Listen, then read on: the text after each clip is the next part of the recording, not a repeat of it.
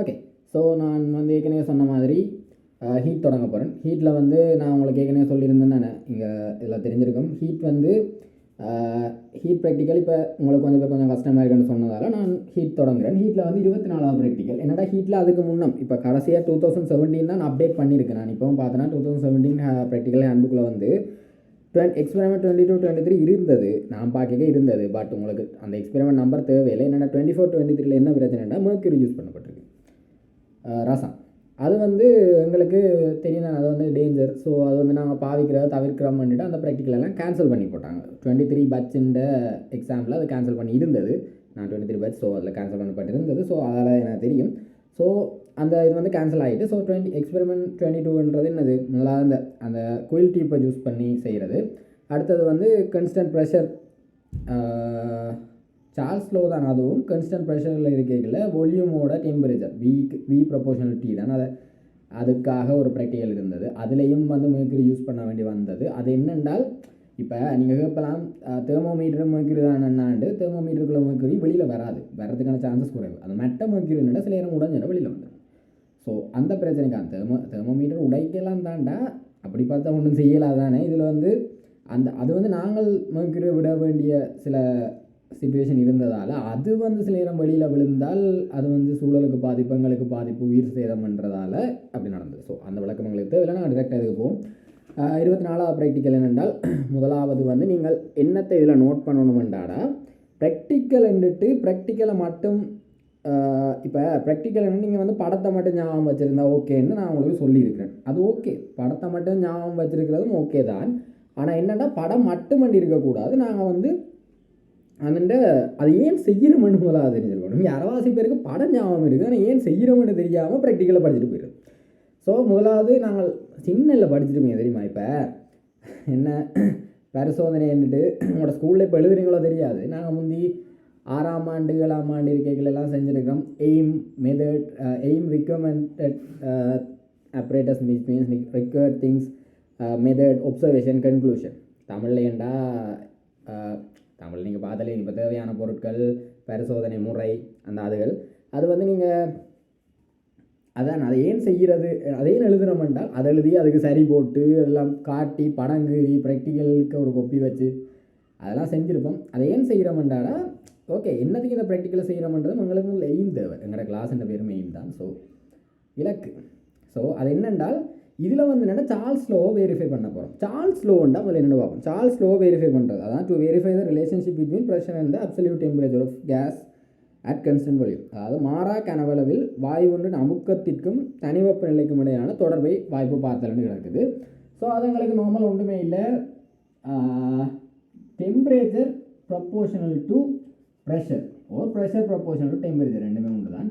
எங்கே இருந்து வந்ததுன்னு பார்த்தீங்கன்னா, சார்ல்ஸ் லோவை நீங்கள் பார்த்தீங்கன்னா பிவி சமன் என்ஆர்டி என்றதில் மாறா கனவளவுன்னு சொல்லி போட்டான். என் மாறாது, இதுக்குள்ள மாறா வாயுன்னு சொல்லியிருக்கான். அதே மாதிரி ஆர் வந்து யூனிவர்சல் கன்செப்ட், ஸோ அது மாறாது. அப்போ பி ப்ரொபோர்ஷனலிட்டியை நாம் எடுக்கலாம். அதுதான் எங்களோட கன்செப்ட். அதில் என்ன வந்து இதுதான் சார்ல்ஸ் லோ.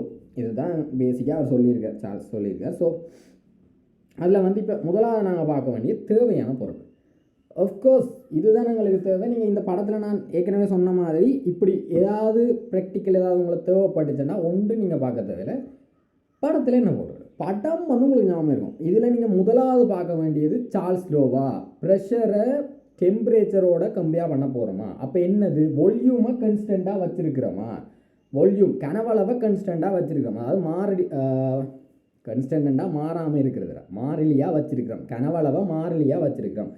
ஏன்னா உங்களை கேள்வியிலே என்ன ஹெரிங்லே கன்ஸ்டன்ட் வால்யூம்னு சொல்லி போட்டான். அப்படி என்ன தான் இது சரி வரும். பிவி அவன் என்னாட்டி போட்டிங்கன்னா வரும். ஸோ கனவளவை அவன் மாறாமல் வச்சிருக்கிறான்ன்ற உடனே உங்களுக்கு ஞாபகம் வரணும், இந்த கனவளவு மாறக்கூடாதா, இப்படி ஒரு குமிழிக்குள்ள நாங்கள் வந்து செய்வோம். இதுதான் உங்களுக்கு ஞாபகம் நிற்கணும். இது நீங்கள் நின்றுட்டீங்கன்னா உங்களுக்கு காணும், கனவளவு மாறக்கூடாதா, ஓகே. ஸோ இதுக்கு தேவையான இது உங்களுக்கு எடுத்தோடனே இந்த படம் ஞாபகம் இருந்தால் காணும், வேறு ஒன்றும் உங்களுக்கு தேவை. படம் ஞாபகம் இருந்தால் உங்களுக்கு தெரியும் இது இப்போ நான் குறிக்கிற சொல்லி தருவேன்.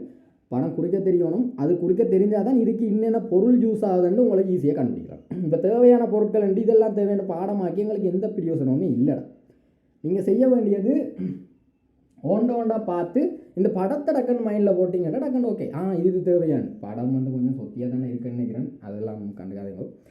ஸோ இது வந்து கிடையாது வந்திருக்கணும். ஓகே, ஸோ நாங்கள் பார்ப்போம். இப்போ இதில் வந்து இந்த படத்தில் என்னென்ன எங்களுக்கு இருக்குது, என்னென்ன முக்கியமான தேவை. நாங்கள் அடியில் இருந்து போவோம். பன்சன் பேர்னர், எங்களுக்கு அது நார்மலாகவே நீங்கள் 7ஆம் ஆண்டுலேருந்தே படிச்சிருக்கீங்க. பன்சன் பேர்னர்டா என்னென்றால் அதுக்கு தமிழ் வந்து பன்சன் சுடரடுப்புன்னு நீங்கள் எழுதி கொடுக்கணும். பன்சன் சுடரடுப்பு, பன்சன் பேர்னர். இது கேட்பான். இது ஏன் பயன்படுத்துகிற, ஏன் மெழுகுவர்த்தி பயன்படுத்துகிறேன்டா, இதில் வந்து நாங்கள் வந்து கூட்டி குறைக்கலாம் வெப்பத்தை. மெழுகுவர்த்தியில் கூட்டு குறைக்கலாம், இதில் வந்து கூட்டி குறைக்கலாம். மெழுகுவர்த்தியை வச்சு என்னன்ற வளர்த்தை சரி, இதுக்கு பதிலாக வேறு ஏதாவது அடுப்பாண்டு இதில் கூட்டி குறைக்கலாம் என்ற ஒரு ஃபங்க்ஷன் நீங்கள் எழுதணும். சில நேரம் கேட்டாலும் கேட்கலாம், இது எழுதணும். ரெண்டாவது வந்து இது பார்த்தீங்க என்றால் கலக்கி. எஸ், இது வந்து கலக்கி. அது கலக்கி ஸ்டிரையர் என்று சொல்கிறது. ஸ்டிரையர் ஸ்பெல்லிங் தெரியும், ப்ரொனவுன்சியேஷன் எதுவும் சொதப்பிடனோ தெரியலை. நான் அப்படி தாண்டா வச்சுருந்தேன். சேர்ந்து என்னடா இங்கிலீஷ் மீடியத்தில் படிச்சு இப்படின்னு சொல்கிறேன். ஸ்டிரையர் ஏதோ சம்திங். ஸோ அது வந்து கலக்கின்றது.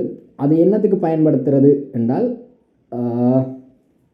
நீங்கள் இப்போ எழுதுங்க, நோட் பண்ணுங்கள். ஸ்டிரையர் கலக்கி என்று டேஷ் பண்ணிவிட்டு இங்கிலீஷ் என்றால் அது என்னென்றால் இது வந்து இந்த இந்த முகவை, இந்த பீக்கருக்குள்ள இருக்கிற எல்லா தண்ணின்னு எல்லா, இப்போ தண்ணின்றது இங்கே மட்டும் இல்லை தான் ஃபுல்லாக இருந்தால். இப்போ ஹீட் வந்து இங்கே அடித்தால் நான் இங்கே ஹீட் பண்ணால் இங்கே இருக்கும். ஹீட் வந்து இதில் தான் கூட இதை பகுதி வந்து இங்கே ஹீட்டாக இருக்கும், மேலே வந்து குறைவாக இருக்கும். இப்போ எந்த வெப்பம் கடத்தப்பட்டு தான் போகும். ஆனால் கலக்கியால் என்ன செய்ய முடியாது, இந்த கலக்கியை வந்து மேலும் கீழுமாக ஆட்டுவோம். கலக்கியை மேலும் கீழுமாக தான் ஆட்டும். நீங்கள் மேலும் கீழுமாக ஆட்டுன்னு போட்டால் உங்களுக்கு எக்ஸ்ட்ரா போயிடும். அதாவது அது எழுதுகிறவனுக்கு பர்ஃபெக்டாக அவனுக்கு விளங்கி இருக்குன்னு தெரியும். கலக்கியை மேலும் கீழுமாக ஆட்டுவோம். ஆட்டி என்ன செய்வோம், இந்த டெம்பரேச்சரை வந்து இருக்கிற எல்லாத்துக்குமே நாங்கள் வந்து போவச்சு. இந்த இதுக்குள்ளே இருக்க பீக்கருக்குள்ளே இருக்கிற இந்த வாட்டருண்ட டெம்பரேச்சர் எல்லாமே சமன். அதில் இருக்க எல்லா வாட்டருண்ட எல்லா பார்ட்டிகல்ஸ், வாட்டர் பார்ட்டிகல்ஸ் இந்த டெம்பரேச்சர் சமன் காட்டுறோம். ஸோ அப்படி நாங்கள் ஒரு இதாக போட்டு வச்சுருக்கிறோம். அதுக்காக தான் கலக்கி யூஸ் பண்ணுறது. கலக்கின்ற என்ன பயன் வந்து நீங்கள் தெரிஞ்சிருக்கணும். அதுக்கு வந்து என்னது, உள்ளே இருக்கிற எல்லா திரவத்தின் வெப்பநிலையையும் சமனாக பேணுதல் தான் அது. அடுத்தது அது கலக்கி அது எழுது. அடுத்த தெர்மோமீட்டர் வந்து சும்மா இல்லை, இதில் வந்து 0 to 100 டிகிரி தெர்மோமீட்டர்னு எழுதணும். சிலது 0 to 50 நான் நேற்றே சொல்லியிருக்கிறேன். 0 to 100 டிகிரி செல்சியஸ் உடைய தெர்மோமீட்டர்னு எழுதி கொடுக்கணும். தெர்மோமீட்டர் என்னதுக்கு வெப்பத்தில் இருக்கிறது, அதெல்லாம் பெருசாக இல்லை. அடுத்தது இங்கே முக்கியமானது என்றால் இது வந்து தண்ணி. வந்து வேறு திரவம் போடலாம், பட் நீர் வாட்டர் தான் உள்ள யூஸ் பண்ணுறது. அண்ட் அடுத்து என்னென்னால் வட்ட அடிக்குடுவை என்று சொல்லியிருக்கிறான். Round bottom flask. Round bottom flask, வட்ட அடிக்குடுவை. ஒன்றும் இல்லாத குமிழ் மாதிரி இருக்குது தானே. ஸோ வட்ட அடிக்குடுவை ஞாபகம். இது வந்து 500 சென்டிமீட்டர் கியூப் பண்ணு உங்களுக்கு சொல்லியிருக்கான். இந்த கனவளவான்னு சொல்லியிருக்கான். 500 சென்டிமீட்டர் கியூப் பண்ண சொல்லியிருக்கான். அது தேவை, எது தேவையோ இல்லையோ அந்த 500 சென்டிமீட்டர் கியூப் பண்ணுறது கொஞ்சம் ஞாபகம் வச்சுக்கணும். அடுத்தது நார்மல், இது வந்து கேபிலரி டியூப். கேபிலரி டியூப் பண்ணுறது மயத்துளை குழாய். அது வந்து நீங்கள் ப்ராப்பர்ட்டிஸில் வடிவாக படிப்பீங்க. அதில் ஏன் அதை யூஸ் பண்ணுது, ஏன் அவ்வளோ சின்ன நடக்க, சர்ஃபேஸ் டென்ஷன் எவ்வளோ எஃபெக்ட் ஆகுது எல்லாம் பார்ப்பீங்க. இது அமுக்கமானி, pressure gauge. Yes wait, pressure gauge. Yes, இது ஒரு அமுக்கமானி. அமுக்கமானியை வச்சு அமுக்கம் அளக்கிறது, அதுவும் நார்மல் தான். அதுங்களுக்கு கட்டாயம் தெரிஞ்சிருக்கணும். அடுத்தது வந்து உள்ள என்னென்றால் உலர்ந்த அசையா வாயு திணிவு. உலர்ந்த அசையா வாயு திணிவு, fixed mass of dry gas. உலர்ந்த அசையா வாயு திணிவு. உலர்ந்த என்றால் என்ன, அதுக்குள்ள ஈரப்பதம் இருந்தால் சில நேரம் அது விரிஞ்சு அது தேவையில்லாத ப்ரெஷரை உண்டாக்கும்ன்றதால அது அடுத்த முக்கியமான பாயிண்ட். இது வந்து ஒரு இடம் இல்லை, நீங்கள் நோட் பண்ணணும். ஏன் இப்போ நீங்கள் யோசிங்க, ஜஸ்ட் யோசிங்க. மோய்ஸ்சர் இருந்தால் என்ன நடக்கும், வாயு விரிவோட அதுவும் விரியும். ஸோ அதில் சில நேரம் எக்ஸ்ட்ரா ப்ரெஷர் தேவையில்லாத வரலாம். ஸோ அதெல்லாம் க்ரியேட் பண்ணலாம். ஸோ அதுங்களுக்கு தேவையில்லை. அதெல்லாம் உலர்ந்த வாயு ஒன்று போட்டிருக்கான். அடுத்தது ஃபிக்ஸ்ட் மேஸ். மேஸ் வந்து மாறவில்லை என்று போட்டிருக்கான். ஓகே, திணிவு மாறாடி தான் நீங்கள் இதுக்குள்ள அந்த நம்பர் ஆஃப் பார்ட்டிகல்ஸ் அதுக்கு பிரச்சனை வராது, நார்மலாக வராதான். திணிவு மாறலைன்னு போட்டிருக்கான். திணிவு மாறாதான், அதுக்குள்ளே இருந்து வேறு எங்கே இருந்துடா வரப்போகுது.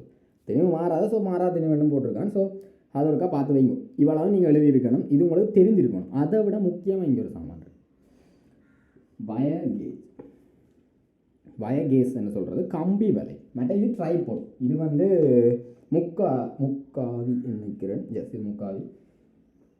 ட்ரைபோர்ட்ன்றது நார்மலாக அவங்களுக்கு தெரியும், இது 3 கால் இருக்கும், அதை வச்சு தான் இதை வச்சுருக்காது. ட்ரைபோர்ட் பெருசாக அவங்களுக்கு தேவைப்படாது. பட் தேவையான பொருட்களில் கொஞ்சத்தை தந்து போட்டு இன்னும் சில தேவையாக இருக்கலாம். என்ன அதுன்னு கேட்டிங்கன்னா, வளமையாக கேட்குற இந்த ஸ்டெரையரில் கேட்பான், அல்லது இந்த வயர் கேஸ், அதாவது கம்பி வலை வயர் கேஸ், இதை கேட்பான். இது ரெண்டும் தான் தேவைப்படும்.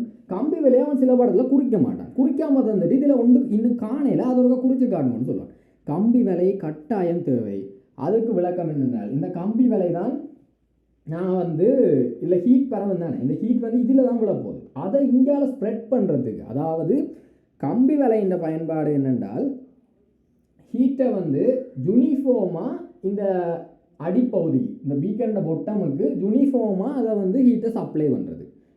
ஹீட் அதை தான் நீங்கள் விளங்கி எழுதுங்க. மற்றது ஃபிசிக்ஸில் உங்களுக்கு வந்து டேர்ம் தேவை தான், சிலதுகளுக்கான டேர்ம் தேவை. பட் நீங்கள் விளக்கமாக எல்லாத்தையும் எழுதி கொடுத்தீங்கன்னாலே காணும். ஸ்ட்ரக்சருக்கு விளக்கமாக எல்லாமே எழுதணும், சிலது எழுதாம விடக்கூடாது. இப்போ நான் சொன்னேன் தானே, இப்போ இந்த சிறையர் வந்து மேலும் கீழுமாக ஆட்டோணும்னு நான் உங்களுக்கு சொன்னேன். அதுக்கு விளக்கமெல்லாம் நான் உங்களுக்கு சொன்னேன். இதை வந்து நீங்கள் அப்படியே மெமரைஸ் பண்ணாமல் மைண்டில் போட்டான், இதுக்கு மேலும் கீழுமான ஒரு படமாக ஒரு இதை யோசிச்சு பாருங்கள், ஸ்ட்ரக்சர் கிளியர். ஸோ அதுக்கு அதான் விளக்கமாடா, நீங்கள் அதை ஒருக்க பாருங்க. இது வந்து நீங்கள் விளக்கமாக நார்மலாக யோசிச்சலினால காணும். இது எல்லாம் தேவையான பொருள் எல்லாம் மெயின்னு சொல்லிட்டேன். இது நாங்கள் இந்த ப்ராக்டிக்கலுக்கு வரப்போம். என்ன மெத்தட் ஒன்றும் இல்லை, இதையெல்லாம் முதலே வச்சுட்டு என்னது அதுக்கு முன்னாடி கிராஃப் பார்ப்போம். இது என்னது, ப்ரெஷர் பாஸ்கல் அல்லது நியூட்டன் மீட்டர் -2. இது வந்து கெல்வினில் அளப்பம், டிகிரி செல்சியஸில் அளக்கலாம். அதுக்கு விளக்கம் நான் சொல்கிறேன். இப்போ கெல்வினில் அளக்கும், நார்மலாக கெல்வின் தான் எங்களோட. ஸோ கெல்வினில் அளப்போம். கேள்வியில் அளக்க இங்கே முன்னுக்கு கொஞ்சம் வேல்யூ நாங்கள் எடுக்க மாட்டோம். ஏன்னா ஸ்டார்ட்டில் வந்து சில நேரம் வேல்யூ பிழைக்கலாம். ஸோ அதோட அக்யூரசி காணாமல் இருக்கலாம். அக்யூரசின்னா செம்மை குறைவாக இருக்கும் சின்ன வேல்யூ எடுத்த மாட்டேன். ஸோ அக்யூரசி எடுக்கிறேன். நான் ஏற்கனவே கிராஃப்க்குறதை நான் போன வீடியோவில் சொல்லிட்டேன். ஸோ கிராஃப்க்குறது என்ன சொன்னாங்க, எது சார்பு மாதிரி எது சாரா மாதிரி என்னெல்லாம் பார்த்து கெல்வின், அதாவது டெம்பரேச்சர் தான் நீங்கள் சாரா மாதிரி, ஏன் பாஸ்கல் ப்ரெஷர் அதில் சார்ந்து இருக்குது. ஸோ அதில் வந்து அதுக்கு ஏற்ற இடைவெளியில் இப்போ ஒரு 30, 35, 40, 45 ஏதோ ஒரு இடைவெளிக்கு 6 வேல்யூ குறைஞ்சு எடுக்கணும். ஏன் செம்மையாக இருக்கிறதுக்கு எடுத்து போட்டால் அதுக்கேற்ற ப்ரெஷர் அளந்தால் காணும். இவ்வளோ தான் உங்களோட ப்ராக்டிக்கல். இதில் ஒவ்வொரு தனித்தனியாக ஹீட் பண்ணி ஒர்க்கா செஞ்சு நீங்கள் ப்ரெஷர் அளக்கணும். ப்ரெஷர் அளந்து டெம்பரேச்சரை மாற்றி ப்ரெஷர் அளக்க போகிறீங்க. அவ்வளோதான். இதில் முக்கியமான பாயிண்ட்ஸ் நீங்கள் பார்க்க வேண்டியதான் நான் உங்களுக்கு சொல்கிறேன். இப்போ நான் ஏற்கனவே சொல்லிட்டேன், இந்த கலக்கியில் பயன்பட சொல்கிறேன். இதுகள் எல்லாம் தான் அவன் கேட்க போகிறான். அடுத்த முக்கியமான சில பாயிண்ட்ஸில் பார்த்தோம் என்றால், அவனே சொல்லியிருக்கிறான் என்னென்றால், இதை அளக்கும்போது 45 டிகிரியை நீங்கள் இப்போ அளக்கணும் என்றால் 55 டிகிரி வரைக்கும், கிட்டத்தட்ட 50 55 அவன் சொல்லியிருக்கான். 45 டிகிரி 10 டிகிரி கூட அளக்கட்டான். இப்போ 45 டிகிரியை இப்போ நீங்கள் ஒரு 30 செல்சியஸில் இருக்குது 45 டிகிரின்ற, இப்போ யோசிங்க, 45 டிகிரி உங்களுக்கு தேவை. இதில் வந்து முதல் 30 டிகிரி அளந்துட்டீங்க. சரி, முதலாவது 45 டிகிரி அளக்க போகிறோம் மட்டும் வைங்க. 45 டிகிரி அளக்க போகிறோம். இப்போ room temperature 30 Celsius, 30 degree Celsius. அப்போ 30 டிகிரி செல்சியஸ்லாம் இருக்கும். அப்போ என்ன செய்யணும்னா, பல்சர் பேனா போட்டு நீங்கள் 45னா உடன் 45 எடுக்கக்கூடாது. அதுக்கு ரீசன் என்னென்னா, இதுவும் ஒரே டெம்பரேச்சரில் இருக்குதா, அதாவது எங்களுக்கு என்ன, முகவைக்குள்ளே இருக்கிற கேஸை வந்து எக்ஸ்பேண்ட் பண்ணி அதுக்குள்ளே ப்ரெஷரை கூட்ட போகிறோம். ஏன், வாயு விரிவடையும் தானே, வாயுக்கு டெம்பரேச்சர் கூடனா அதில் ப்ரெஷர் கூடும், விரிவடைந்து ப்ரெஷர் கூட போகுது. ப்ரெஷர் கூடிட்டென்றால் அந்த ப்ரெஷர் வந்து தான் இதை அளக்க போகிறோம் நாங்கள். அப்போ அந்த ப்ரெஷரை வந்து அளக்கிறதுக்கு நாங்கள் யூஸ் பண்ணுறது தான். நம்ம ஹீட் பண்ணால் ப்ரெஷர் கூட போகுது, அதுதான் நாங்கள் கன்சர்ன். இதுக்குள்ளே இருக்கிறத ஹீட் பண்ண இந்த முதல்ல அந்த பீக்கரே என்னத்துக்கு தேவைன்னா, டிரெக்டாக நீங்கள் இதை ஹீட் பண்ணிடலாது. நீங்கள் இதை கொண்டு வந்து ஹீட் பண்ணிங்கன்னா அதை வெடிச்சிடும். ஸோ அதால் அதை நாங்கள் அளக்கவும் பண்ணுவோம். என்ன தெர்மோமீட்டர் வச்சு அளக்கிறது, இது அடுத்த பாயிண்ட். சும்மா நார்மலாக யோசிக்கவே வருது. இது எங்களுக்கு அளக்குறேன்டாடா, எங்களுக்கு வந்து முதல்ல இது தேவை. பீக்கர் இருந்தால் தான் அதை வச்சு நீங்கள் அளக்கலாம். அதை அளந்து தெர்மோமீட்டர், பீக்கர் இருந்தால் தான் தெர்மோமீட்டர் வைக்கலாம். அப்போ அது எங்களுக்கு பிரச்சனை, டெம்பரேச்சர் ஒழுங்காக அளக்கணும். ஸோ அதுக்கு தான் பீக்கர் வச்சு செய்யணும். இல்லாட்டி நாங்கள் சும்மாவே இதை ஹீட் பண்ணலாமே. எங்களுக்கு மெயின் கோல் இதை ஹீட் பண்ணுறது. அப்போ அதுக்கு வந்து நாங்கள் என்ன செய்வோம், இப்படி ஒரு சிஸ்டத்தை வச்சு போட்டு இதுக்கு வந்து நீங்கள் ஹீட் பண்ணி இதை அளக்க போகிறீங்க. அவ்வளோதான் கன்செப்ட்.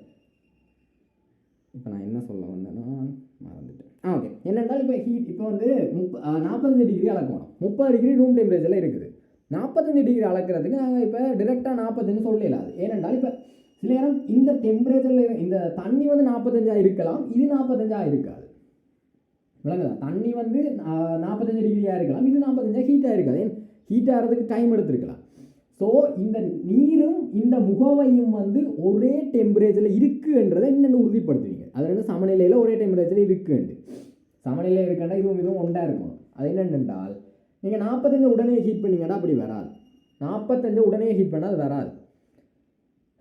என்னடா இதுவும் அதுவும் உடனே டெம்பரேச்சர் உடனே கடத்தப்படாது. ஸோ கஷ்டம். என்ன செய்யணும்டா, நீங்கள் 45 டிகிரி அளக்கணும்டா, குறைஞ்சது ஒரு 10 degree, 5 degree okay, but 10 degree Celsius கூடவா போட்டு இப்போ 45 டிகிரி அளக்கணும்டா 55 டிகிரி அளந்து அதில் இருந்து கொஞ்சம் கொஞ்சமாக டெம்பரேச்சரை குறைச்சி 45 டிகிரியில் சராசரியாக விடணும். அது என்ன வரணும், நீங்கள் என்னென்னு எழுதணும், பன்சன் பர்னரில் 55 டிகிரி வரைக்கும் இதில் தெர்மோமீட்டரில் காட்டும் வரையும் ஹீட் பண்ணிவிட்டு பன்சன் பர்னர் அகற்றணும். அதுக்கான பேர் எழுதுறே இல்லை.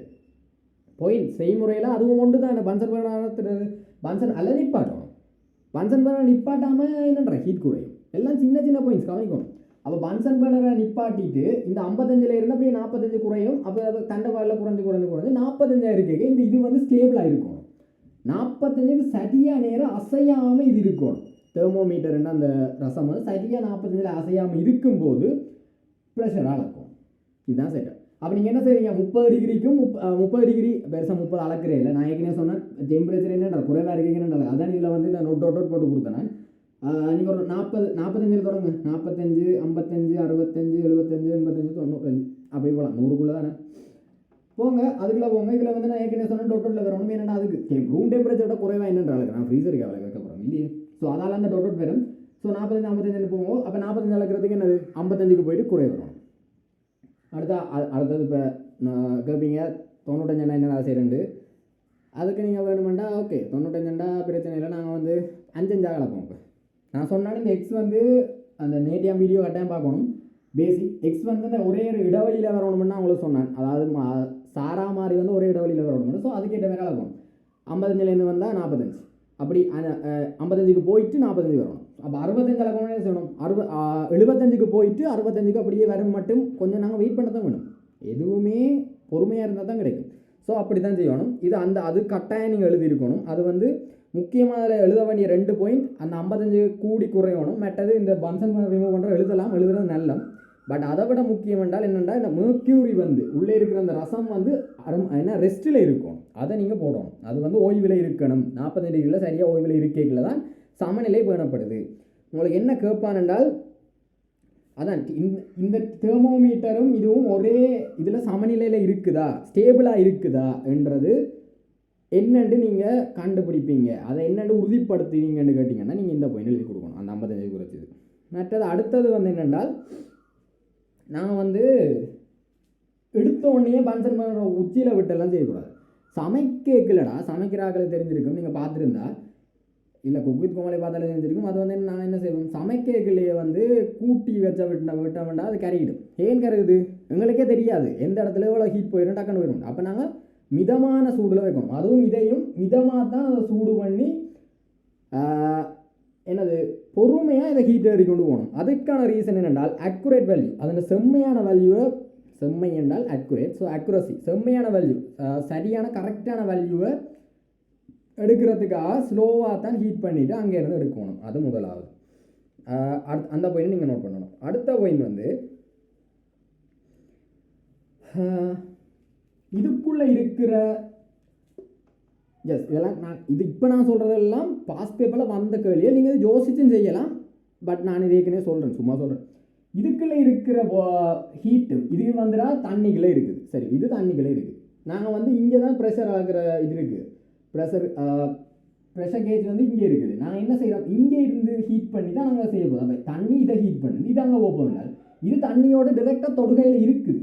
ஆனால் இது தொடுகையில் இல்லை. அப்போ இந்த ஹீட் என்னென்னு அங்கே போகுதுன்னு என்னென்னு நாங்கள் செய்கிறது என்னென்றது அது எப்படி மிரர் தான். இப்போ இந்த பரிசோதனையில் மிரர் இருக்கான்னு கேட்டால் இதுவும் வந்து ஒரே இது வந்து கிட்டத்தட்ட ஒரே அளவில், அதாவது ஒரே அளவாக இருக்காது, கம்பேரிட்டிவ் சின்ன இருக்கும். பட் ஒரு கிட்டத்தட்ட பார்க்கக்கூடிய மாதிரி இருந்ததுன்னா ஒரு பிள்ளை. ஏனென்றால் இங்கே இருக்கிற ஹீட்டும் அங்கே இருக்கிற ஹீட்டும் ஒரே மாதிரி வரா. அதுக்கு என்ன சொல்யூஷன் என்றால் இந்த பீக்கர் நல்லா பெருசாக கொடுத்துட்டு சின்ன கொடுக்கும். ஏனெண்டா இங்கே பெருசாக கொடுத்தா கிட்டத்தட்ட நெக்லெக்ட் பண்ணுற மாதிரி தான் இருக்கும். அப்போ என்ன சரியாக ப்ரெஷர் வந்து அங்கே என்ன ஹீட் வந்து டக்குன்னு அங்கே போயிடும். ஏன்னா அது சின்ன இருக்கும். ஸோ அவ்வளோத்துக்கு டக்குன்னு ஹீட் பண்ண தேவையில்லை. இப்போ நீங்களே யோசிங்க, ஒரு கொஞ்சம் இடத்த ஹீட் பண்ணுறதா பெரிய இடத்த ஹீட் பண்ணுறதா சின்ன இடத்த ஹீட் பண்ணுறதா சரியான இதாக இருக்கும், ஈஸியாக இருக்கும். ஸோ இதை வந்து அதுக்கு வந்து என்ன விளக்கம் கொடுக்கணும் என்றால் இந்த இது என்ன பேர் ரவுண்ட் பொட்டம் ஃப்ளாஸ்க் அதை வந்து அதாவது ரவுண்ட் பொட்டம் ஃப்ளாஸ்க்குண்டா நான் ஏற்கனவே சொன்னான் தமிழில் வட்ட அடிக்குடுவை அதுண்ட கனவளவை வந்து அதிகமாக வைத்திருப்பதன் மிக அதிகமாக வைத்திருப்பதன் மூலம் அதாவது இதோட ஒப்பிடையே இதை மிக அதிகமாக வைத்திருப்பதன் மூலம் நீங்கள் அதுண்ட அந்த ஹீட் டிஃப்ரென்ஸை வந்து கொஞ்சம் புறக்கணிக்கக்கூடிய மாதிரி இருக்கலாம் என்று ஒரு பாயிண்ட். அடுத்தது வந்து உங்களுக்கு இதில் வேறு என்ன தேவை, நான் இதுகளெல்லாம் சொல்லிட்டேன். இது முக்கியம், நான் சொன்னேன் இப்போ இது முக்கியம், இதுண்ட பயனெல்லாம் முக்கியம். இது ரெண்டும் கட்டாயங்கப்பா. நீங்கள் என்ன பரிசோதனை இப்படி வந்தாலுமே இந்த வயகேஸ் அதாவது கம்பி வேலை யூஸ் பண்ண தான் வேணும், கலக்கியும் யூஸ் பண்ண தான் வேணும். அதுக்கு இது வந்து ரெண்டுக்கும் அட்வான்டேஜ் இருக்குன்னு சொல்லிட்டேன். எதுவும் பிரச்சனைனா திருப்பி முன்னுக்கு போய் பாருங்க. அடுத்தது வந்து நீங்கள் பார்க்க வேண்டியது என்னண்டாடா, இப்போ என்னண்டா ஓகே நான் உங்களுக்கு வந்து இப்போ இந்த பரிசோதனையை அளிக்கலாம், பிரச்சனை இல்லை. சும்மா ஒரு ஒன்று தான் நான் உங்களுக்கு சொல்கிறேன்.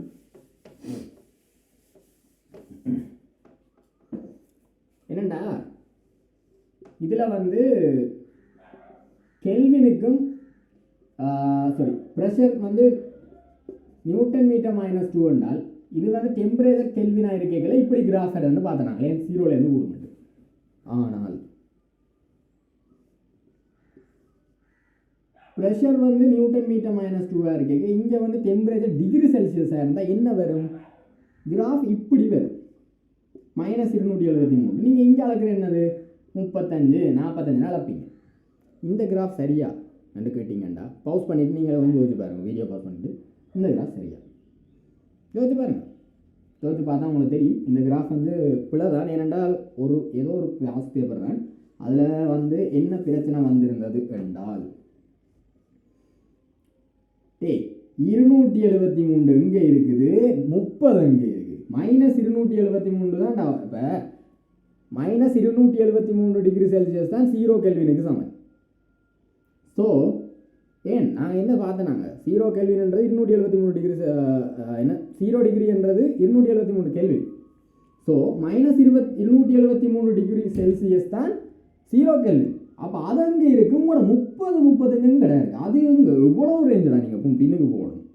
அப்போ இதுக்குறது தான் அதான் பிரச்சனை. அதான் டிகிரி செல்சியஸில் அளக்கிறது பிரச்சனை, கேள்வியில் நாங்கள் அளக்கணும். ஆனால் இது வந்து என்னென்னா ஒருக்கா படம் ஒன்று கீற சொன்னோம், அந்த படத்தில் எல்லாரும் இப்படி கீறி போட்டாங்க. நான் சொன்னேன் ஃபிசிக்ஸ் ஸ்கீம் வந்து கஷ்டமாக்கலாம் ஈஸியாகிறேன்னா இதுக்கு சரி போட்டு போயிடுவான் பார்க்காம. ஆனால் கஷ்டமாக்குறேன்னா இதுக்கு பிள்ளைதான் போட்டுருவானே, இந்த ரேஞ்ச் பிரச்சனை. ஸோ இது வந்து நல்லா பின்னுக்கு தள்ளிக்கிறோம். நீங்கள் அதை கீற சொன்னாண்டா தள்ளிக்கிறோணும். அதான் அடுத்த முக்கியமாக போய் ஓகே. அடுத்து நாங்கள் என்னது பாஸ் பேப்பருக்கு ஒருக்கா வருவோம். என்ன இதுண்ட பாஸ் பேப்பர் கொஷன் வருவோம். ஓகே. ஸோ அதுக்கு முன்னே பாஸ் பேப்பர் முன்னே நான் ஒரு சின்ன பாயிண்ட் ஒன்று சொல்லணும் மறந்தேன். அந்த கேப்பிலரி டியூப் வந்து நான் ஏற்கனவே சொல்லியிருந்தேன்.